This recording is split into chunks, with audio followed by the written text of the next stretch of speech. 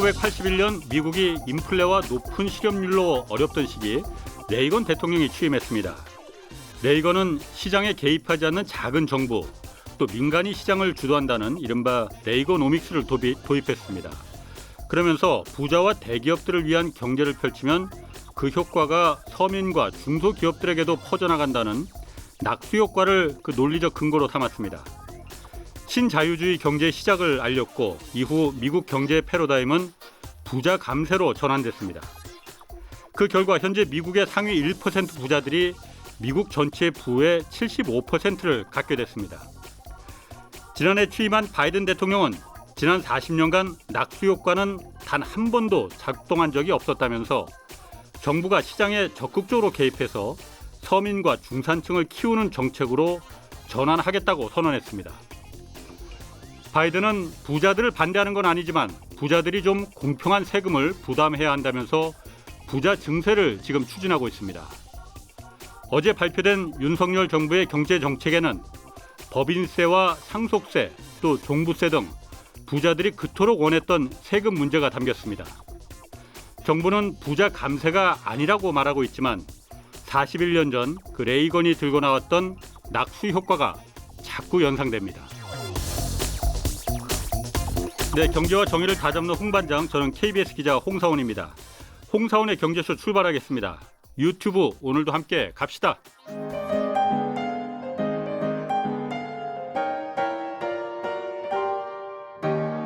대한민국 최고의 경제 전문가와 함께합니다. 믿을 만한 정보만 쉽고 정확하게 전해드립니다. 홍사원의 경제쇼. 네, 러시아가 우크라이나 침공한 지 넉 달이 지금 벌써 다 되고 있습니다. 이 전쟁이 유럽을 또 세계의 틀을 어떻게 변화시키고 있는지 오늘 좀 분석해 보겠습니다. 최준영 법무법인 율촌 전문위원 나오셨습니다. 안녕하세요. 안녕하세요. 그리고 오늘 좀 특별한 분 모셨습니다. 핀란드 출신 방송인이시죠. 따로 쌀미넨 씨 나오셨습니다. 안녕하세요. 네, 안녕하세요. 반갑습니다. 제가 예전에 그 미수다, 그 미녀들의 수다. 네. 제가 예능 프로그램 그렇게 잘 안 보는데 그걸 네. 정말 재밌게 봤었거든요. 아, 진짜 아직도 기억하시나요? 그 15년 전인데요. 와. 제가 오늘 뵈서 꼭 물어보고 싶은 게 있었어요. 네, 말씀하세요. 한국말을 몇 년이나 배우셨길래 그렇게 잘하세요? 아, 그냥 대충 하는 거죠, 뭐. 그러니까 저는 그냥 한국에서 계속 살면서 배웠기 때문에 네. 딱히 뭐 1년, 2년 이렇게 말씀드리기가 어려운데 물론 옛날에 22년 전에 서울대에서 1년 동안 교환학생으로 공부했을 때가 있었어요. 네. 그때는 좀 많이 늘었던 것 같아요. 네. 그냥 배우면 외국말이 그렇게 다 되는 거군요. 네, 그렇죠. 네. 자, 최 박사님. 네, 전쟁이 길어지고 있어요. 길어지고 있죠. 일단 왜 이렇게 길어지는 겁니까? 뭐 일단은 양쪽이 아. 이제 목표한 걸 달성할 때까지 지금 네. 이제 쏟아붓고 있는 상태고요. 예. 어느 한쪽도 지금 뭐 선뜻 양보한다든지 예. 뭐 타협으로 갈 상황은 아닌 거죠. 예. 그러니까 뭔가 이제 이 지금 벌어지고 있는 전투의 한 라운드가 끝나야 이제 계속 갈지, 예. 그 다음에 상황을 전환시킬지를 예. 이제 결정할 수 있을 것 같은데 그 전까지는 전선의 상황이 이제 결정 날 때까지는 계속 이렇게 갈 것 같습니다. 러시아나 우크라이나도 네. 그렇고 미국도 그렇고 이 전쟁이 전 세계를 지금 얼마나 어렵게 만들고 있는지 다 잘 알고 있는 거 아니에요? 다 잘 알고 있죠. 그런데도 하여튼 끝장을 보겠다. 일단은 전쟁을 시작하는 건 정치인들과 외교관들이 시작을 할 수 있지만 예. 끝내는 건 결국 군인들이 이제 음. 현장에서 어떤 결과를 내오느냐가 중요한 거죠. 예. 그러니까 지금 시간은 군인들의 이제 시간인 거고요. 여기서 이제 어떤 결과가 일단 나오면 그 결과를 놓고 판단을 하겠죠. 여기서 이제 그만하자. 그렇군요. 아니면 이제 앞으로 더 해보자. 그거는 이제 좀 미지수인 것 같습니다. 핀란드가 러시아하고 국경을 마주하고 있잖아요. 네. 핀란드에서는 우크라이나 전쟁 이거 어떻게 보고 있습니까?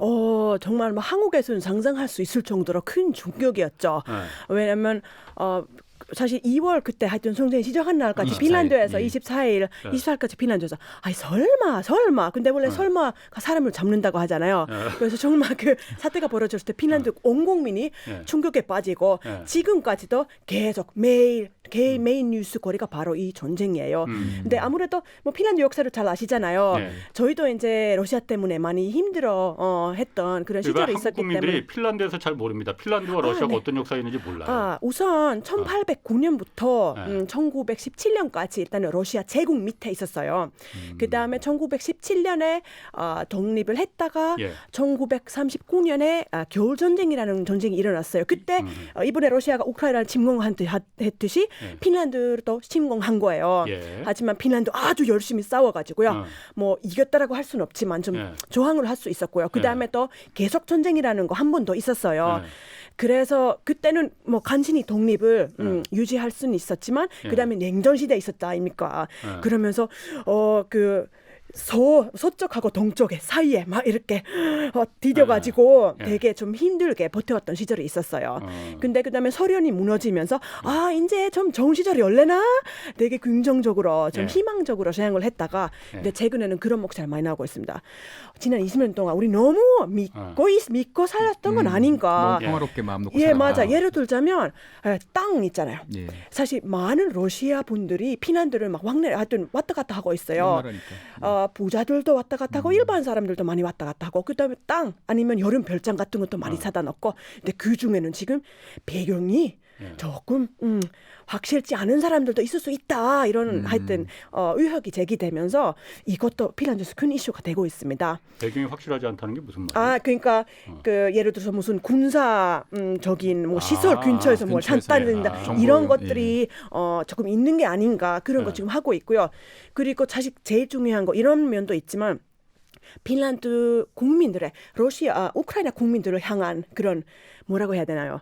뭐 연민 아니면 좀 그 뭐 같은 공감 그죠 같은 마음으로 우리도 우리도 똑같이 저렇게, 당했으니까 열심히 도와주자. 그래서 우크라이나 난민도 많이 받고 또 핀란드 사람들은 그 우크라이나 국경까지 가가지고 뭐 여러 가지 물품을 전달하고 하여튼 그런 거 되게 열심히 하고 있습니다. 의용군으로도 참전했어요. 맞아요. 자발적으로. 자발적으로 네. 맞아요. 네. 핀란드는 어쨌든 중립국이잖아요. 그렇죠. 근데 의용군까지 막을 수는 국가가 우리나라도 뭐 이근 씨가 가는 것처럼 개인이 개인 아. 자격으로 네. 참전하는 거죠. 우리나라의 뭐 중립국이 아니니까 그렇지만은 핀란드는 중립국이잖아요. 네. 그 군사력은 어떻습니까? 핀란드는 군사력이요. 일단 군대가 있긴 있는 거죠, 당연히. 있죠. 근데 사실 중립국이라고 하긴 하지만 사실상은 그게 아니라고 핀란드에서는 보고 있습니다. 그러니까 뭐 나토 가입은 최근에 이제 하려고 했지만 그 전에도 사실 EU 연합 소련 무너지면서 사실 저쪽에 있다는 게 분명하다고 이렇게 핀란드에서는 보고 있습니다. 근데 뭐 그래도 러시아 때문에 그 계속 군사력을 유지했고요. 의무 군대고요. 그다음에 지금 제가 그냥 통계를 찾아봤더니 핀란드는 의무 군대이기 때문에 지금 예비군이라고 해야 되나요? 한 87만 명 정도 되고요. 그리고 전쟁 시 그런 병력이 28만 명 정도 되고요. 그래서 그러니까 뭐 전쟁 시 러시아 병력이라는 게 그러니까 상비군을 말하는 건가요? 그러면은? 상비군은 이제 좀 규모가 작은데 이제 핀란드 같은 경우는 냉전 이후에 유럽 국가들이 대부분 다 병력을 줄이고 막 군축에 들어갔잖아요. 핀란드는 별로 안 그랬어요. 그대로 그 전력을 그대로 유지를 하고 있었고요. 그리고 이제 예비군들이 상당히 탄탄하고 그다음에 이제 전시에 대비한 여러 피난 시설, 그다음에 물자의 그 재고 이런 것들 의약품 같은 경우는 그 제약사들이 의무적으로 보관하고 있어야 돼요. 한 6개월치 수입 물량 같은 경우는. 그러니까 항상 이제 전쟁이 벌어지면 총력전으로 대응할 러시아와 언젠가는 한번 일이 생기지 않을까라는 경계를 이제 계속 나름대로는 하고 있었던 거죠. 힘이 있어야만이 중립국도 가능한 거지. 힘이 없으면 중립국도 가능하지 않은 거죠. 사실. 그렇죠. 그러니까 핀란드 내에서도 뭐 진짜로 그 정도로 만약에 진짜로 이런 사태가 벌어진다면 뭐 이길 수 있을지는 모르겠지만 그래도 위협 정도는 된단 말이죠. 우리는 손을 놓고 있지 않다. 이런 메시지를 보낸다고 보면 될 것 같습니다. 궁금한 게 핀란드는 그럼 왜 처음에 중립국을 선언한 거예요? 그거 중립국을 하고 싶어서 한 게 아니고 어떻게 보면은 당연히 이제 2차 세계대전 끝나고 스탈린 입장에서 봤을 때는 자기네 영토화를 하고 싶었는데 너무 격렬하게 싸웠던 거죠. 핀란드 국민들이 정말 처절하게 싸워가지고 일정 부분 땅은 이제 소련이 갖고 왔지만 계속 끌어안고 있기는 부담스러운 존재가 핀란드였고 그럴 바에는 차라리 핀란드를 대서방 창구로 사용하자. 소련이. 그래서 오랫동안 핀란드는 이제 그 이후에 이제 소련의 대서방 창구, 수입 물자 창구, 뭐 중개 역할 이런 것들을 했는데 실제로 오랫동안 그 핀란드에 부임한 소련 대사는 거의 총독 역할이었어요. 그래서 핀란드 내에서 뭐 반소련과 관련되는 뭐 책자, 예. 신문 이런 거는 항상 검열, 삭제, 심지어 도서관에서도 다 없어지는 이제 이러한 상태였고, 그러니까 거의 사회 시스템 자체는 소련하고 상당히 유사하지만 예. 이제 소련은 아닌, 그러니까 어떻게 보면 반쯤 이제 그 많은 걸 포기하고 국가라는 핀란드라는 별도의 독립과 자치를 이제 유지하는, 그래서 핀란드 대통령이 수시로 모스크바를 방문해가지고 예. 우애를 다지고 이제 신뢰할 수 있는 동맹으로 보이면서도 예. 한편으로는 이제 대외적으로는 우리는 동유럽 국가들하고는 다른, 어떻게 보면은 그거보다는 훨씬 우리는 이제 중간자적인 입장. 그래서 대외적으로 봤을 때는 이제 그 중립국이라고 이제 인정을 이제 하는 거죠, 보면은. 그래서 우리가 요즘에도 외교 용어 있지 않습니까? 뭐 핀란드화, 핀란다이제이션 예. 해가지고 그러니까 평화를 유지하는 조건으로 많은 것들을 상대방한테 이제 내주고 이제 어떻게 보면은 예. 참는 거죠, 보면은. 그러니까 소련이 원해서 중립국이 된 거지 핀란드가 그렇죠. 원한 게 아니군요. 아니죠. 그러면. 그렇죠.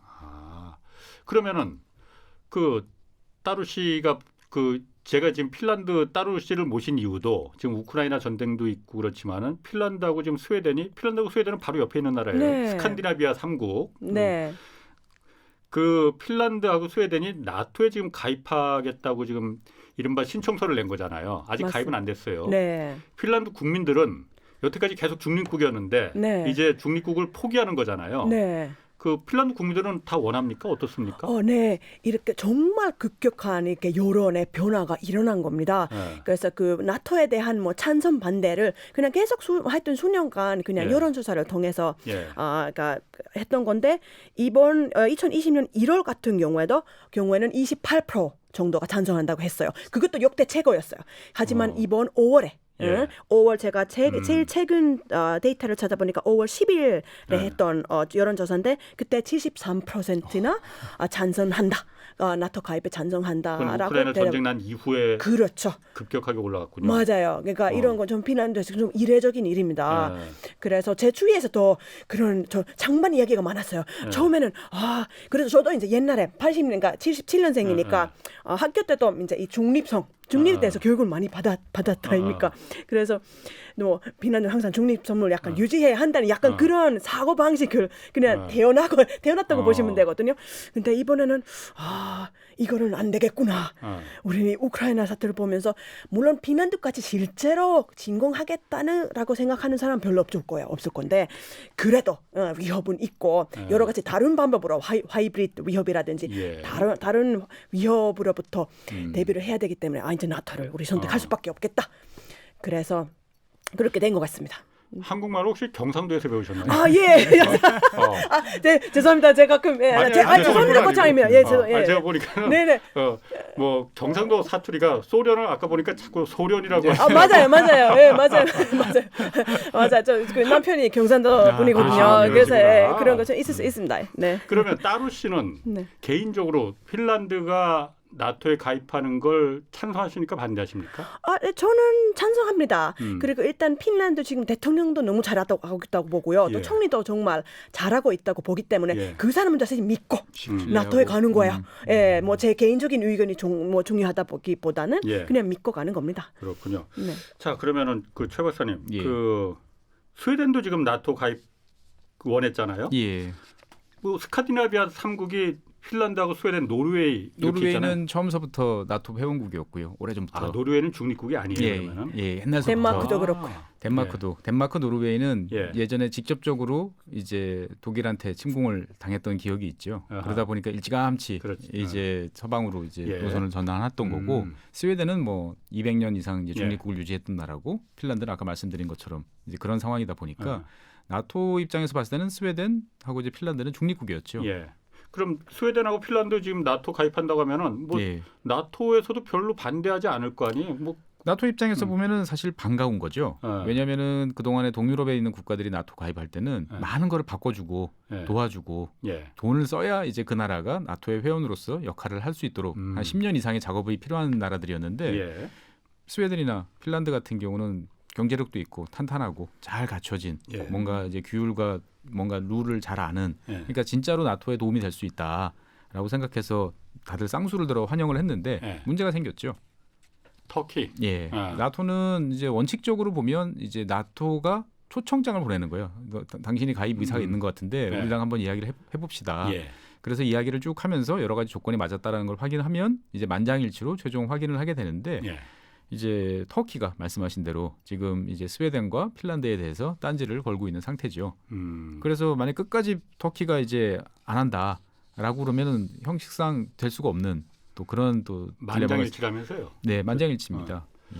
터키가 반대하는 건 그 쿠르드족 때문에 그런 거죠. 그러니까 두 가지 정도 원인이 있어요. 그러니까 이제 쿠르드족에 대해서 터키가 이제 탄압이라든지 뭐 공격 행위를 할 때 가장 열심히 비난하고 그다음에 쿠르드에 대해서 여러 가지로 지원이나 예. 뭐 이제 도움을 주는 여러 가지 행위나 말 이런 것들을 했던 나라가 예. 이제 인권이 강한 인권 국가인 이제 스웨덴과 이제 핀란드였고요. 예. 실제로 스웨덴 같은 경우는 이제 에르도안 대통령에 대해서 이제 국내법상으로 이제 고발을 해놓은 상태고, 스웨덴이? 예, 스웨덴 이제 그 의원들이 예. 이제 검찰에 고발을 한 상태죠. 그래서 이제 만약에 에르도안 대통령이 예. 이제 스웨덴을 방문했을 경우에 이제 최악의 경우에는 이제 검찰 조사를 받을 수도 있는, 물론 그럴 일은 없겠지만, 그러니까 예. 그거는 뭐 가능성이 별로 그렇게 많지 않을 것 같은데. 별로 많지 않지만 예. 어떻든 간에 외교적으로 봤을 때 상당히 이제 체면을 중시하는 입장에서 봤을 때는 용납하기가 어려운 이제 그런 거였고요. 예. 그다음에 거기에 더해서 이제 무기 수출 같은 경우도 이제 두 나라가 이제 특히 스웨덴이 이제 주도를 예. 해서 이제 금수를 한 상태예요. 음. 그러다 보니까 이제 터키 입장에서 봤을 때는 그거를 그냥 무효로 돌리는 거 플러스 너희들이 우리한테까지 했던 거를 다 100배 사죄하고 우리가 원하는 걸 들어줄 때까지는 우리는 끝까지 간다라는 입장이어서 나토가 상당히 지금 난처한 상황입니다. 그렇군요. 네, 거기다 하나만 더 예. 덧붙이자면 예. 핀란드 내에서 어떤 논의가 지금 있냐면은요. 일단 어떻게 보면 아까 스웨덴 이야기 많이 하셨잖아요. 예. 그래서 핀란드 뭐 스웨덴 둘 다 이제 문제가 있다고 터키에서 얘기를 했지만 사실 어떻게 보면 스웨덴은 조금 더 많은 것 같잖아요. 그래서 우리는 핀란드는 그 스웨덴하고 손잡고 신청을 냈는데 만약에 이 프로세스가 동시에 이루어지지 않다면 우리가 어떻게 할 것인가? 우리 스웨덴을 버릴 것인가? 우리가 예. 먼저 들어가야 되느냐? 그래서 그거에 대한 이야기가 지금 이렇게 나오고 있습니다. 이게 근데 이제 핀란드 대통령 그 말씀하셨던 것 같아요. 일단 시간을 조금 좀 보고 가지고 좀 결정해야 될 것 같다고. 왜냐면 이런 외교관계 뭐 터키 같은 문제는 뭐 1년 정도는 일단은 걸릴 수도 있는데 조금 두고 보자. 이런 이야기입니다. 원래는 처음에 논의가 됐을 때는 핀란드가 먼저 가입하고 곧 이어서 이제 스웨덴도 들어가는 이제 그런 형태였다가 이제 사태가 이제 점점 빨라지면서 동시 가입하는 이제 이런 형태로 이제 진행이 됐던 거죠. 그리고 핀란드 사실 그런 얘기 좀 하고 있어요. 핀란드하고 스웨덴 문화 차이가 좀 크거든요, 생각보다. 근데 스웨덴 사람들을 원래 되게 오랫동안 논의하고 다 동의해야 이제 가는데 핀란드는 우리 지금 당장 가야 되겠다. 그래서 아마 핀란드 역할이 좀 크지 않았을까라는 이야기가 조금 나오고 있습니다. 핀란드하고 그 스웨덴하고는 사이가 좋아요. 원래 예, 너무 좋아요. 그래요? 예, 좋습니다. 그냥 원래 그렇게 좋지 않은데 바로 붙어 있습니다. 근데 물론 사실 좀 북유럽에서 스웨덴은 좀 잘난 형님이죠. 예. 그래서 예. 핀란드에서는 스웨덴어도 일부 지역에서 공용어로 이제 있고 뭐 스웨덴어 학교도 있고 뭐 이제 스웨덴 분들도 많이 계시고 그렇잖아요. 네, 그렇죠. 예. 하지만 그런 건 있어요.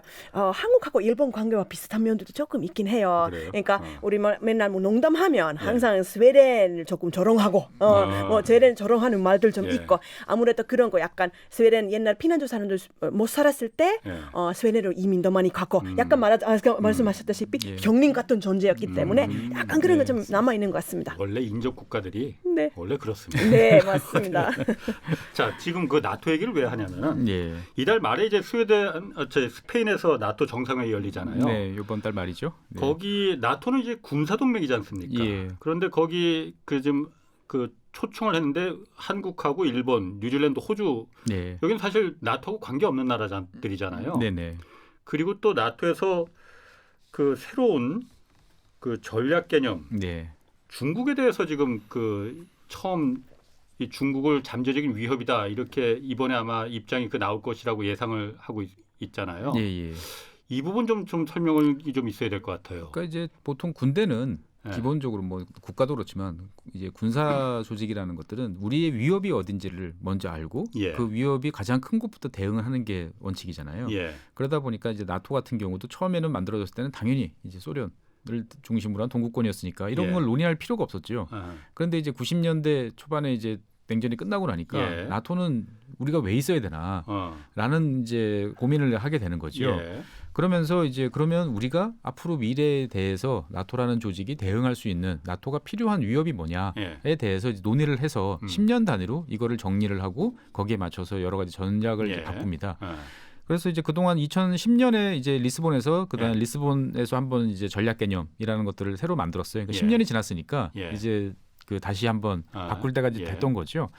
그래서 당시에는 이제 뭐 그 집단 방어, 위기 관리, 협력 안보 이런 것들을 토대로 해가지고 이제 어떻게 보면은 큰 전면전 이런 위협보다는 테러리스트라든지 여러 가지 다양한 위협에 대해서 예. 나토가 힘을 합쳐서 같이 대응한다. 예.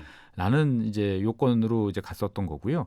당시에 그래서 러시아를 어떻게 바라볼 것이냐라는 거에 대해서는 잠재적 파트너, 잠재적인 전략적 파트너. 우리가 전략적, 스트래티직이라는 단어가 붙으면 어. 상당히 이제 중요하다라고 이제 간주하잖아요. 그러니까 전략적 파트너. 우리도 이제 한미 동맹 뭐 예. 이야기를 할 때 전략적 뭐 동반자 관계, 전략적 파트너 뭐 이렇게 이야기하잖아요. 그러니까 되게 친밀한 관계에 이를 수 있는 가능성 있는 나라라고 이제 러시아를 봤어요. 2010년에는. 그래도 나토가 어쨌든 군사 동맹인데 러시아 상대라는 게 러시아인데 예. 적이 아니고 친구 파트너라고. 잠재적 포텐셜한. 그러니까 앞으로 조금 앞으로 친구가 될 수 있다. 예, 아주 중요한 친구가 될 수 예. 있다. 현재로서는 어느 정도의 경계 태세는 있지만 예. 앞으로는 아주 우호적이고 잘 지낼 수 있는 예. 그러한 대상이다라고 생각을 사실 하고 예. 그 당시에는 이제 테러 이런 게 이제 가장 큰 위협적인 요소로 간주됐던 예. 거죠. 근데 10년 사이 이제 완전히 이제 상황이 이제 바뀌어가지고 현재 이제 그 러시아에 대해서는 이제 전략적 적, 스트래테직 그 어드버서리라고 이제 예. 아주 딱 단정을 지어서 이제 과거로 이제 돌아가는 형태가 되는 거고요. 예. 그다음에 이제 나토의 활동이 유럽 대륙뿐만 아니고 기본이지만 어차피 이제 북대서양이라는 그 기구를 네. 이제 그 바다를 놓고 여러 그 다른 뭐 미국이나 캐나다 이런 나라들하고 같이 있다 보니까 범위를 더 넓혀서 이제 요즘엔 접근하는 경향들이 있습니다. 그러면서 이제 중국에 대해서 이제 대서양 동맹이잖아요. 나토라는 예. 거는 예. 대서양 동맹 전체 입장에서 봤을 때 잠재적 위협, 중국이. 예, 예. 포텐셜 스레트라고 이제 예. 요번에 아마 표기를 할 것 같아요. 예. 그러니까 이제 미국에 대해서 위협적인 태도, 미국에 대해서 잠재적인 적이라면 나토 입장에서 봤을 때는 같이 이제 호흡을 맞춰 가야 되는 이제 그런 이제 입장이 반영이 되는 거 아닌가라고 보시면 될 것 같습니다. 그렇죠. 사실 뭐 이번에 핀란드 얘기 다시 조금만 하자면 이제 나토 그 가입 신청은 이번에 하는 거 처음이죠. 사실 나토하고 협력한 지 되게 오래됐어요. 오래됐죠. 예. 1994년부터 이미 그 나토 그 파트너십 프로그램이라고 있어요. 맞습니다. 거기도 참여했고요. 또 2014년부터 그런 뭐라고 한국말로 뭘지 모르겠어요. EOP 프로그램하고 있어요. 조금 더 협력을 더 많이 하는 거 있는데요. 핀란드 거기 그냥 참여하고 있고요. 예. 무기 같은 것도 그쪽이랑 비슷한 거 쓰고 있다고 다 합니다. 포함되니까. 그러니까 이제 핀란드 같은 경우는 그 전에 냉전 전까지는 무기는 철저하게 소련제였어요. 예. 그러니까 되게 사진이 되게 어색한 어떻게 예. 보면은 예. 우리는 서방 국가 같은데 다 소련제 무기를 쓰는 그러다가 이제 말씀하신 대로 90년대 들어서 이제 그걸 다 바꿨죠. 그 제가 이 미국하고 중국하고 어쨌든 그 대립 구도가 네. 점점 이제 그 강도가 좀 세진다 이런 느낌을 받는 게 네. 사실 나토가 이번에 중국을 이제 새로운 위협으로 네. 위협으로 이제 지정을 한다는 거잖아요. 네네. 이것도 어쨌든 잠재적인. 예.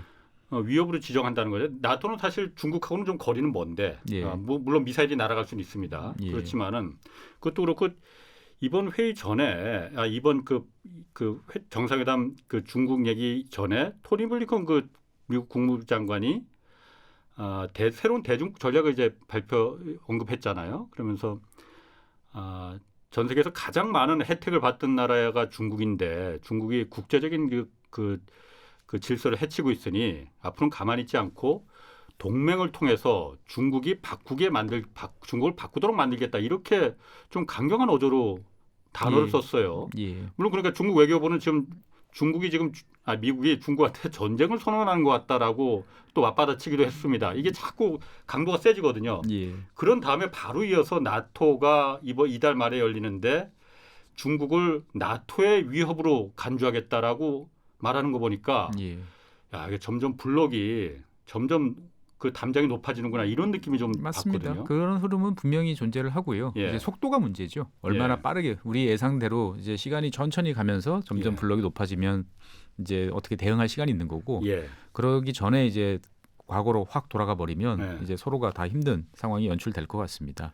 그러면은 이번에 한국이 초청을 받았습니다. 나토 정상회담에. 네. 예. 뭐 한국뿐만 아니라 일본하고 뉴질랜드, 호주도 초청을 받았어요. 예, 예. 일단 왜 초청을 한 겁니까? 일단은 나토가 이제 예. 북대서양조약기구라고 정식 회원국이 있고요. 예. 정식 회원국은 아니지만 이제 전 세계적으로 이제 같이 협력할 수 있는 글로벌 파트너 국가들이 있습니다. 예. 우리나라는 2006년부터 나토와 글로벌 파트너 국가예요. 예. 예. 그러니까 이제 그 간에 우리가 뭐 직접적으로 같이 군사 훈련을 한다 뭐 이런 건 아니지만 서로 이제 대표들이 가서 회의에도 한번 옵저버 자격으로 가기도 하고 예. 그다음에 서로가 이제 뭐 어떤 일을 하는지에 대해서 이해하는 정도의 활동들은 그 동안에 쭉 이제 해왔던 거지요. 예. 그래서 작년 같은 경우가 이제 우리나라 외교부 장관이 이제 그 나토 외교장관 회의에 처음으로 이제 참석을 했었어요. 예. 했었고 이번에는 이제 다시 한번 더 이제 급을 높여가지고 이제 대통령이 직접 참석하는 걸로 이제 된 이제 그런 상황인 거죠. 그래서 나토 같은 경우는 이제 그 전 세계적으로 이제 파트너를 점점 많이 확보를 해서 예. 어떻게 보면 글로벌한 여러 가지 영향력들을 행사하려는 이제 의도를 계속 이제 가지고 있는 거지요. 예. 그래서 이번에 딱 부른 나라도 전략적이잖아요. 한국, 일본, 호주, 뉴질랜드 딱 태평양과 관련된 예. 어떻게 보면은 쿼드와 관련돼 있는 나라 그리고 그 주변에 예. 이제 그 같이 잠재적으로 쿼드에 포함될 수 있을 것 같은 그런 예. 나라들을 이제 부른 거죠. 그 나토나 쿼드 같은 경우하고 예. 다른 어떤 동맹하고는 좀 차이가 있는 게 이건 나토는 경제 동맹이나 이런 게 아니잖아요. 그렇죠. 경제 협의체 같은 게 아니잖아요. 군사 동맹이죠. 군사 동맹이잖아요. 예. 나토 회원국이 침략을 받으면은 누군가의 침략을 받으면 같이 예, 공동 대응. 대응한다. 그게 군사적인 가장 참전한다는 거잖아요. 예. 그러면 한국이 물론 나토에 가입할 가능성도 있는 겁니까? 그러면? 아니요, 그렇지는 않고요. 그렇죠? 예, 아. 북다서양이니까 그렇긴 한데 이거에 대해서 되게 우려하시는 분들이 많은데 네. 그러면 조금 우리가 항상 경쟁 상대로 생각하는 나라 예. 일본은 어떨까라고 보면 일본은 우리보다 한 단계 더 높아요, 협력 단계가. 그러니까 지난 2013년 4월달에 나토와 공동 정치 선언을 했어요. 예. 그래서 이제 그 여러 가지 협력 프로그램 수준이 우리보다 더 강한 식으로 이제 유지되고 있는 거죠. 그래서 실제로 이제 해양 방어, 뭐 사이버 방위, 뭐 이런 거 관련해서는 예. 실제로 일본 해상자위대와 이제 여러 차례 공동 작전도 하고 예. 협력도 이제 하는 이제 그런 상태인 거죠. 그러니까 어떻게 보면은 이제 나토가 이제 아시아 태평양이라는 바다를 중심으로 하는 활동을 했을 때에 이제 거점이 될 수 있는 파트너 국가들을 예. 찾고 있는 거고 예. 일본은 이미 꽤 깊숙이 이제 발을 들여놓은 상태고 예. 우리 같은 경우는 이제 어떻게 보면 나토 입장에서 봤을 때는 이제 본격적으로 체급이 맞는 이제 그러한 국가로 이제 여겨지는 거죠. 예. 그럼 러시아와 중국 입장에서 봤을 때 네.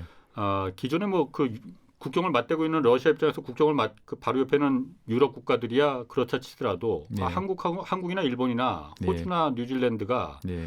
나토와 관계가 이 군사 동맹과 여기 친분이 깊어지면은 네.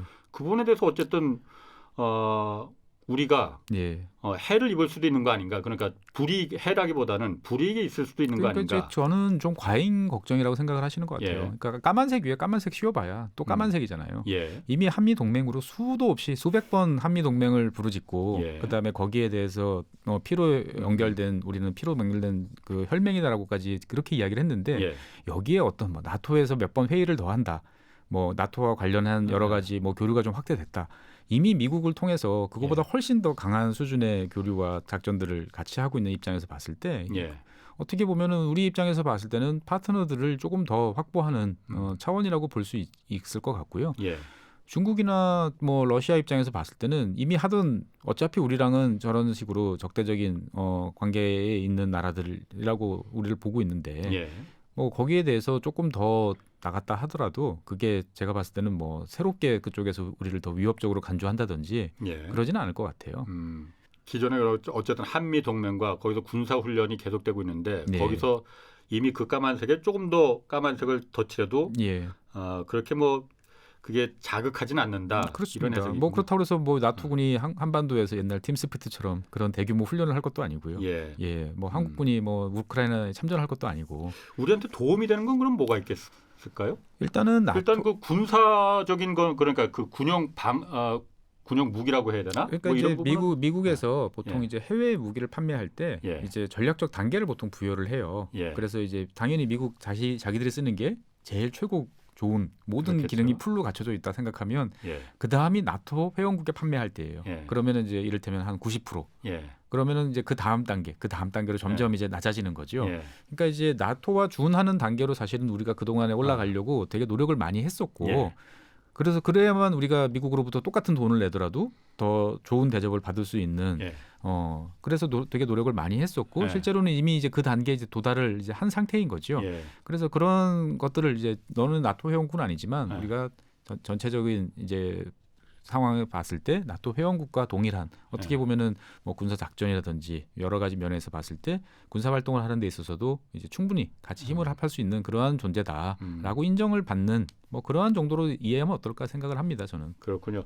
자, 뭐 유럽 우크라이나 이 전쟁 얘기 조금 좀 뒤에 좀 가고 제가 따로시 나오셨으니까 요거 한번 좀 물어보고 싶어요. 사실 한국이 핀란드에 대해서 그렇게 많이 알지 못하거든요. 저희가 또 경제 프로그램이다 보니까는 핀란드 경제하면은 노키아 딱 먼저 생각이 납니다. 네. 그리고 앵그리버드도 네. 핀란드에서 맞습니다. 뭐 Clash of the Clans 맞아요. 이런 것들이 있어요. Clash of the Clans라고 또 있어요. 하여튼 네. 노키아가 사실 이 스마트폰이 나오기 전까지만 해도 전 세계 그 핸드폰, 2G 핸드폰 그거는 거의 뭐 휩쓸었잖아요. 네. 폰했잖아요. 핀란드 사람들은 좀 어떻게 생각하는지가 좀 궁금하거든요. 왜냐하면은 한국에서도 삼성이나 현대차를 그 국민 기업이라고 생각하듯이 네. 핀란드도 아마 그랬을 것 같은데 노키아가 사실 많이 좀 무너졌잖아요. 네. 무너진 거 맞죠? 뭐 무너졌다기보다는 네. 뭐 그렇죠. 뭐 그때 그 당시에는 무너졌다고 보면 되고요. 근데 요즘은 이제 또 다시 이 활력을 좀 찾고 있다고는 해요. 어떻게 활력을 찾습니까? 그러니까 사실 핸드폰을 계속 그러니까 뭐 노키아라는 회사는 먼저 마이크로소프트에 팔렸다가 그다음에 요즘은 HMD 글로벌이라는 회사에 또 팔렸다가 근데 또 지금은 스마트폰을 생산하고 있고 제작을 하고 있고 근데 막 애플이나 삼성이랑 전혀 경쟁할 수 없는 그런 상대긴 해요. 근데 사실 그때 아까 말씀하셨다시피 아이폰 출시로 인해 이제 진짜 하루아침에 거의 하루아침은 아니지만 그때 정말 급격하게 몰락했다가 그 당시에는 사실 지금 제가 보니까 15년밖에 안 됐는데 근데 이 질문을 들었을 때 와 너무 오래된 얘기 같아요. 그렇죠. 그런 얘기도 저는 그런 느낌이 들었어요. 그 당시엔 정말 충격은 컸지만 세월이 15년이 흘렀기 때문에 이제 핀란드 사람들 다 적응 다 했고요. 그리고 어차피 노키아가 뭐 팔렸지만 그래도 그 남아는 인재들 남았단 말이에요. 그래서 핀란드 스타트업계가 정말 지금 활력을 띠고 있고요. 스타트업 벤처 기업이 되게 많고 그러면서 사실 경제에다 준 타격은 생각보다 크지 않았다는 평가가 나옵니다. 아마 박사님께서도 많이 잘 아시는 것 노키아가 같아요. 경제에 준 타격이 핀란드 경제에 준 타격이 그렇게 크지 않았어요. 이제 회복이 됐다라고 보시면 네. 되겠죠. 그러니까 이제 우리가 생각하는 일반 그 B2C라고 일반 소비자들한테 가는 거는 이제 없어진 거죠. 이제 근데 이제 통신 장비라든지 그 밑단에서 있는 B2B와 관련되는 여러 가지 서비스라든지 통신과 관련되는 그 회사로 계속 존속을 하고 있고 그다음에 그 인재들이 아까 말씀하셨던 뭐 앵그리버드를 비롯한 수많은 이제 그 다른 쪽으로 이제 갔던 거죠. 그래서 유럽에서 보면은 제일 스타트업이 활발한 곳이 이제 그 스웨덴의 수도인 스톡홀름 이 지역인데 스톡홀름 지역에 이제 당연히 이제 핀란드 이런 기업들도 이제 많이 와서 같이 활동을 하고 여러 가지 교류를 하고 있죠. 사실 제가 궁금한 거는 요즘에 그 러시아하고 옆에 있으니까 러시아 기업들이 핀란드에 꽤 많이 투자하지 않았었나요? 예전부터. 그것도 있지만 핀란드에서 더 많이 논의되는 핀란드 기업들이 아무래도 러시아에도 더 많이 투자를 하고 그랬거든요. 그래서 예를 들자면 아주 좀 고급 타이어를 만드는 그 노키안 타이어라는 그 기업이 있거든요. 핀란드에서. 근데 그 타이어 생산의 80%가 러시아에서 생산되고 있어요. 그래서 하루아침에 주가가 몇 프로 하여튼 엄청나게 많이 하락했고요. 미국에도 공장이 있지만 여전히 그런 말하자면 이미지가 문제인 거예요.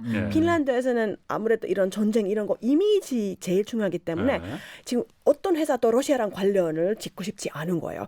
그리고 예를 들어 대형마트, 핀란드 어떤 대형마트 체인 또 러시아에서 활동을 많이 하고 있었어요. 그거 지금 어떻게 팔려고 노력을 하고 있고요. 또 그 포르툼이라고 핀란드 그 전기력 회사, 그러니까 옛날에 공사, 전기회사, 네네, 전기회사가인데 원래 그러니까 핀란드 그냥 국가에서 운영하는 거는데 지금은 그냥 프라이빗으로 바뀌었지만 또 러시아는 하여튼 장난 아니게 많이 뭐 했던 거예요. 투자도 하고.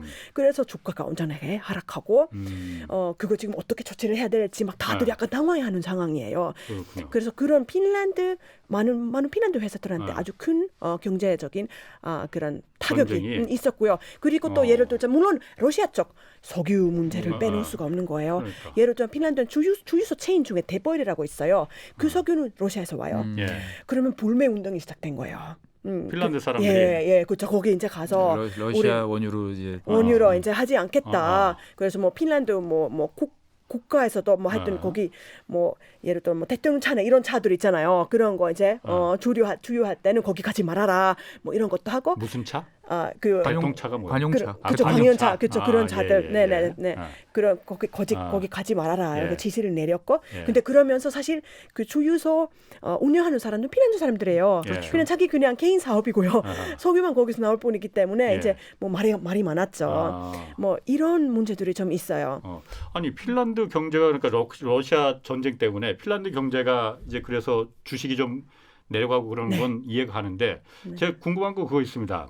처음에 경제 제재 조치 러시아한테 굉장히 강하게 했잖아요. 예. 사실 야 어떻게 저렇게까지 할 수 있어 할 때 뭐 국제 결제망 그 스위프트에서도 러시아 빼버리고 예. 또 달러 자산들 다 동결시켜 버리고 예. 그래서 그때만 해도 루브라 막 같이 폭락하고 저거 예. 루브라 저 휴지 조각 된다. 예. 뭐 그래서 러시아 경제가 붕괴될 것이다. 그렇게 전망들 다들 했었는데 예.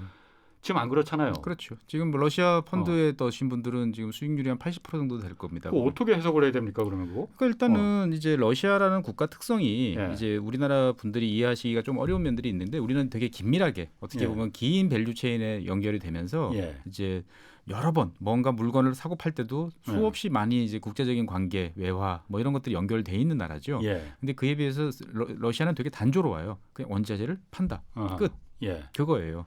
그리고 땅이 원체 큰 나라고 예. 그다음에 실제로 이제 국민들한테 제일 불편한 건 뭘까요? 전쟁이 나서 뭔가 이런 일이 있을 때 만약에 식량이 부족한다든지 예. 에너지가 부족한다든지 전기가 제대로 돌아오지 않는다든지 이러면 예. 사람들이 당장 불안해지고 피로함을 호소하고 뭔가 문제가 있다고 이야기를 할 텐데 최소한도 기본적인 요소에 대해서는 러시아는 자급자족할 수 있는 나라인 거죠. 예. 식량은 뭐 넘쳐나는 나라고 자원도 넘쳐나고 예. 전력도 넘쳐나고요. 석유도 넘쳐나는 나라죠. 예. 그러니까 비효율을 좀 감내하면 상당히 잘 버틸 수 있는 이제 그러한 국가가 사실은 이제 러시아였고 예. 러시아가 나름대로 이제 예. 또 몇 년에 걸쳐 가지고 지난 2014년 이후에 제재를 받고 있는 상태였거든요. 예. 제재를 받으면서 이제 국가 체제를 더욱 더 자급자족적으로 예. 바꾸는 작업들을 계속 해왔어요. 예. 그래서 외환 보유고에서도 달러가 뭐 최저 수준이 됐고 국가 부채도 어떻게 보면은 이제 우리가 이름 알만한 나라 중에서는 가장 적은 나라가 러시아였어요. 그러니까 이제 뭐 석유 가격이 오른다 이러면 예전 같으면은 뭔가를 사고 뭐 이렇게 했을 텐데 예. 그거를 전부 부채를 갚고 예. 이제 쌓아놓고 하는 식으로 이제 대비를 이제 해봤던 거죠. 음. 그러다 보니 이제 뭐 지금 같은 경우 제재가 되다 보니까 국민들 같은 경우 러시아 국민들은 해외여행도 되게 많이 갔고 예. 주변 국가에 이제 가서 지출도 많이 하고 잘 사는 사람들은 뭐 영국에 가서 또 이런저런 투자도 많이 하고 했는데 예. 이게 다 막히잖아요. 예. 그러니까 밖에 나가서 돈을 쓸 일은 이제 없어지는데 예. 국내로 들어오는 외화나 이런 것들은 계속 들어오는 거죠. 뭐 에너지 석유 가스 석유, 파니까 뭐 비료, 뭐 어떻든 간에 기존에 팔았던 그렇지. 것들은 상당 부분 계속 파는 거예요. 단지 예.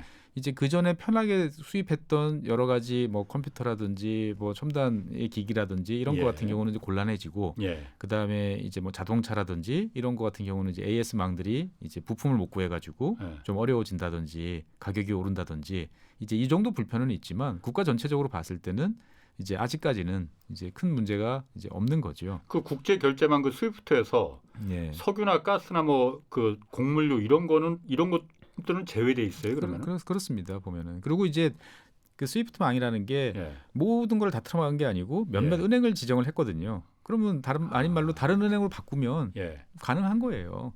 그러네. 예. 아. 그러니까 그거를 만약에 전면적으로 다 틀어막았다라고 예. 했을 때에 벌어질 사태를 사실은 이제 다들 우려를 했기 때문에 상징적인 조치 어떻게 예. 보면은 러시아에 대해서 뭐 투자를 계속 유지한다든지 예. 러시아와 어떻게 뭐 이런 거에 대해서 너희들은 엄두 내지 마라라는 식의 이제 강력한 조치를 취했던 건데 말씀하신 대로 그러게. 예 러시아는 잘 지금 버티고 있는 이제 예. 이런 상황인 거죠. 러시아가 또 지금 그 가스가 워낙 많다 보니까 유럽에 다 공급하잖아요. 핀란드 얼마 전에 제가 뉴스 들었었는데 가스를 차단했잖아요. 맞습니다. 러시아가. 네, 맞아요. 지금 네. 그럼 핀란드는 러시아 가스를 못 받아요, 그러면? 그렇죠. 왜냐하면 러시아에서 러시아 쪽에서 예. 이제 루블화로 예. 지불하라라고 그렇죠. 이제 예. 그러니까 요구를 요구했어. 했는데 근데 핀란드는 어차피 우리 계약이 맺어져 있는 상태고 예. 이 계약상으로는 유로화를 써야 한다. 예. 그래서 이제 컴플레인 걸어놓은 상태예요. 예. 그럼에도 불구하고 이제 5월 20였나 21일 날 아침 7시부터 가스 공급을 진짜로 중단을 했어요. 예. 하지만 일단은 근데 핀란드는 한국만큼 가스를 많이 사용하는 나라는 아니에요. 그래서 사실 추운 나라인데. 아니요 핀란드는 다른 식으로 나무 핀란드는 이제 바이오 에너지라고 그러죠. 예. 나무가 아. 원체 많기 예, 때문에 예, 예. 예. 그래서 일반 국민들이 받는 타격은 작아요. 예. 예. 대신에 이제 산업, 예. 산업에서 이제 좀 어려움을 겪고 있긴 예. 한데요. 근데 대신에 이번엔 그 발틱 쪽에서는 예. 그 발틱 커넥터 파이프라고 있어요. 어. 그래서 그거를 통해서 또 가스를 공급받을 수가 있고요. 또한 이제 보니까 그 핀란드 정부 사이트를 보니까 그 LNG 예. 터미널 예. 그 뭐라고 해 한국말 뭔지 그렇죠. 모르겠어요. LNG 그 터미널 맞습니다. 터미널 맞아요. 그걸 이제 10년 임대 계약을 해가지고요. 예. 미국 회사로부터 예. 이제 빌린다고 해요. 그래서 겨울부터 그걸 통해서도 LNG로. LNG로 공급받을 수 있는 그런 전략을 지금 세운 거예요. 지금 저 뉴스 보니까는 핀란드는 이미 그래서 그 러시아가 가스 밸브를 잠궈버렸고 독일도 지금 가스량을 왕창 줄였다고 그러던데. 맞습니다. 왜 그런 거예요, 그럼? 그러니까 이제 경고를 하는 거죠. 경고. 예, 그러니까 독일 같은 경우가 내부적으로 이제 움찔움찔 지금 여러 가지 계산기가 복잡합니다. 예. 그러니까 실제로 러시아로부터 이 EU가 예. 가스를 의존도를 줄이겠다라고 예. 하면 그 핵심은 누가 뭐래도 독일이거든요. 그렇지. 예, 그러니까 예. 독일 입장에서 봤을 때 러시아의 가스에 대해서 예. 이제 끊자라는 이야기가 한 2달쯤 전에 되게 많이 나와서 예. 검토를 해봤는데 엄두가 예. 잘 안 나는 거죠. 근데 그럼에도 불구하고 뭔가 계속 줄여야 된다라고 예. 이제 이야기를 하니까 예. 이제 러시아 입장에서 봤을 때는 위협을 가하는 거죠. 너희들이 예. 한번 그러면 버텨봐라고 예. 해서 지금 이제 그 몇십 프로 정도를 이제 확 잠궈버린 셈이죠. 예. 한 33%를 줄였다고. 그러니까 명목상은 그러는데. 이제 사실 그런 일은 종종 있어요. 왜냐하면은 이제 가스를 보내는 쪽에 펌프가 문제가 있다든지 예. 기술적인 문제로 인해서 뭐 한 2 가스 압력이 낮아진다든지 예. 어떤 경우에는 이제 예고 없이 중단되는 경우도 종종 사실 있거든요. 예. 그러니까 어떻게 보면 넓게 보면 이제 그런 차원인데 이제 이것이 뭔가 의도적이라고 다들 생각을 했기 그렇겠지. 때문에 예. 가격이 이제 폭등을 이제 하는 거죠 보면은. 유럽의 가스 가격이 예. 그럼 불만들도 높아질 텐데. 그렇습니다. 그래서 이제 유럽의 많은 나라들이 걱정하는 게 이번 예. 겨울이죠. 예. 사실은 뭐 여름이나 가을철은 그렇죠. 어떻게든 예. 넘어간다 치더라도 겨울철은 다들 이제 난방을 예. 주로 이제 가스로 이제 하다 보니까 이게 이제 피부로 와닿는 부담이 되는 거죠. 그러게요. 그리고 핀란드에서도 이것과 관련해 조금 이제 긍정적으로 생각해 보자는 취지에서 이런 논의가 좀 나오고 있습니다. 그러니까 어차피 핀란드 정부의 그 목표는 화석 연료를 사실 결국은 사용 중단을 하는 거죠. 예. 일단 대밖에 이렇게 줄이는 건데 예. 이번 계기로 시간이 줄이죠. 그 프로세스가 좀 과정이 빨라지지 않을까. 그리고 저 소위 여기 뭐 바이오 에너지 뭐 예. 이런 뭐 초록색 에너지라고 하는 게 그런 개발이 또 활성화되지 않을까라는 기대를 하고 있습니다. 핀란드 입장에서 봤을 때는 이번에 이제 EU한테 인정받을 게 좀 있죠. 그 어. 나무를 가지고 바이오 에너지를 만들었는데 예. EU에서 이거를 그린 에너지라고 봐야 되느냐? 그거 나무 가지고 만드는 건데 그러게. 바이오 아닌 것 같은데?라고 해서 그 동안에 티격태격을 예. 좀 많이 해왔는데 예. 아마 제가 봤을 때는 이번에 EU에서 만든 그 리파워 EU라는 프로그램에 예. 바이오 에너지 이용 확대가 이제 들어 있으니까 예. 아마 이제 핀란드 의도대로 예. 아마 승인을 해줄 것 같아요. 나무를 태우는 게 나무가 어쨌든 탄소를 저장해 놓고 있는 거잖아요. 그렇죠. 그걸 태우면 다시 탄소를 공기적으로 저장해 돼 있던 걸 풀어놓는 건데 네. 그거는 좀 아닌 것 근데 같은데. 박사님께서 더 예. 자세하게 설명하지만 예. 핀란드는 막 나무를 막 베고 다시 나무를 안 심는 게 아니거든요. 예. 재생이 됩니다. 아. 네. 넘쳐나는 게 나무기 때문에 네. 어떻게 보면은 이 화석 연료보다는 예. 이제 다른 그거보다는 예. 이제 자체적으로 로테이션이 되는 어떻게 보면은 이제 순환 구조 상에서 이제 인정이 될 수 있는. 제가 과문해서 그런가? 나무가 어쨌든 광합성을 통해서 공기 중에 있는 이산화탄소를 흡수해서 저장해 놓고 있는 건데. 그러니까 이제 우리가 이제 그 넷제로라고 그러잖아요. 예, 넷제로 달성할 수 있다고 보는 거죠. 그렇군요. 핀란드에서는 원체 나무가 많기 때문에 이 정도 태워서 아. 뭐 나온 이제 이걸 그냥 우리 생각한 태우는 건 아니고요. 여러 가지 또 가공을 또 하긴 합니다만 해서 나오는 거나 우리가 있는 숲으로 예. 이제 흡수하는 양이나 예. 충분히 이제 상쇄가 돼서 가스나 석유보다 이게 그렇죠. 훨씬 더 예. 넷제로에 유리하다. 이제 주장을 하는 거죠. 자, 그리고 지금 러시아하고 우크라이나 전쟁이 끝나지도 않았. 이게 지금 아직 뭐 끝나려면 언제 끝날지 모르겠어요. 그런데 발트해라고 있잖아요. 예. 우리가 뭐 발트해 얘기는 많이 들었는데 여기가 저도 그래서 지도를 좀 찾아봤더니 예.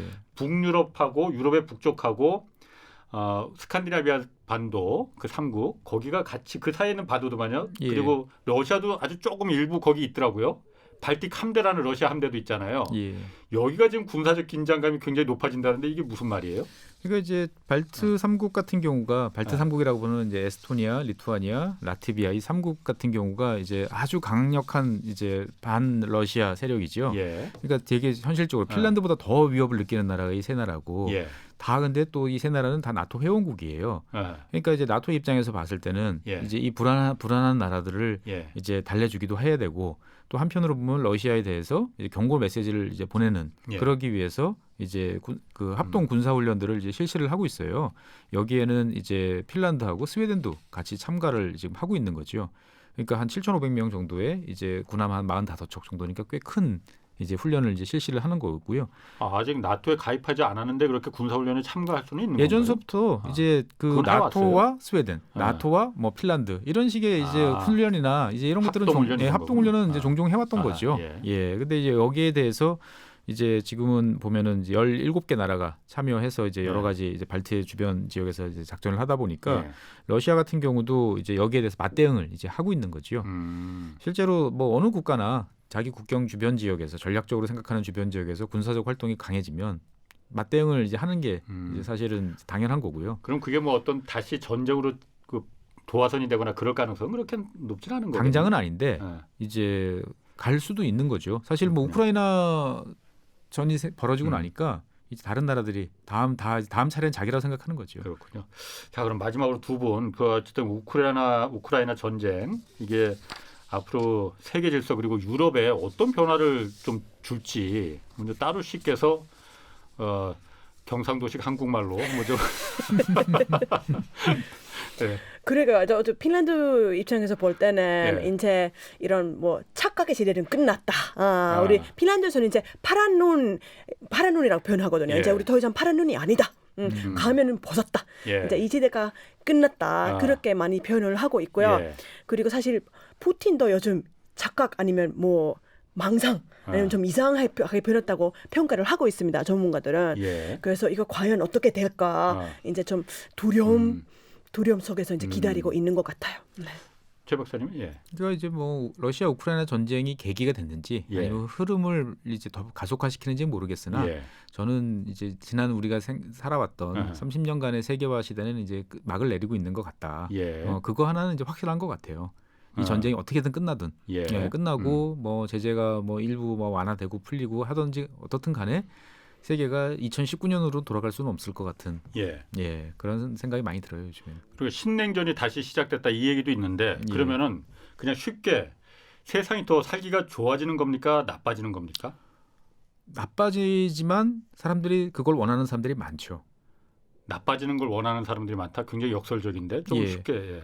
그러니까 이제 전체적으로 봤을 때 전 예. 세계가 세계화를 통해서 다 잘 살게 됐어요. 예. 그래서 과거에 비해 절대 빈곤에서도 벗어나고 예. 다 누구도 이제 소비재를 쓰고 잘 살게 됐단 말이죠. 예. 제3자가 외계인이 본다면 걔네들 잘 살게 됐어라고 느끼는 거죠. 예. 그런데 막상 그 안에 있는 사람들 입장에서 봤을 때는 불만들이 예. 많아지는 거죠. 빈부격차도 커지고. 예. 상대적으로 예전에는 평화로웠던 것 같은데 지금은 뭔가 하루 종일 일해야만 내가 사는 것 그렇죠. 같고. 예. 그런 불만들이 누적이 되는 예. 지역들이 전 세계적으로 2008년 이후에 되게 많아졌어요. 예. 대한민국은 세계화의 흐름에서 가장 플러스 도움을 많이 받은 나라이기 때문에 예. 이 흐름 자체에 대해서 근본적인 회의를 별로 안 해요. 예. 그런데 이제 많은 제3세계 국가들이나 이런 나라들 입장에서 봤을 때는 예. 뭐 동유럽 지역도 그렇고 예. 이게 맞냐? 예. 예전에 더 낫지 않았을까? 예. 뭔가 이제 이 흐름에 대해서 반감을 가지거나 예. 회의적인 움직임이 지난 10년간 계속 축적이 돼 왔던 거죠. 네. 그러던 차에 이제 뭐 코로나, 그다음에 미중 무역 분쟁, 이번 전쟁 이런 것들이 이제 터지면서 예. 이제 사람들이 이미 마음속에 있던 것들이 이제 공개적으로 터져 나오고 예. 그 행동을 해도 이제 이상치 않은 이제 예. 상황이 된 거죠, 보면은. 그러니까 그 코로나 이후에 참 점진적으로 그리고 중국이 이제 좀 깨닫기 시작하면서 세계화가 점점 종식되고 있었는데 러시아 우크라이나 전쟁이 그걸 도장을 꽉 찍은 거다 이렇게 판단하면 될까요? 앞으로 더 큰 일이 벌어질 수도 있고요. 앞으로. 예. 그러니까 세계화라는 거는 영원 불멸의 기조가 아니고요. 역사적으로 보면 밀려왔다가 밀려가는 바닷물 같아요. 예. 예, 밀물이 쫙 들어왔다가 지금은 썰물이다. 어떻게 보면 썰물로 이제 바뀌는 시점이 되지 않았을까. 마지막 표현이 딱 와닿습니다. 자, 두 분 고맙습니다. 최준영 법무법인 율촌 전문위원 그리고 핀란드 출신 방송인 따루 씨 함께했습니다. 네. 자, 내일 오전 11시 유튜브로 경제쇼 플러스 업로드됩니다. 이번 주에는 오건영 부부장과 인플레이션에 살아남는 그런 방법 좀 다루겠습니다. 지금까지 경제와 정의를 다잡는 홍반장 홍사훈의 경제쇼였습니다.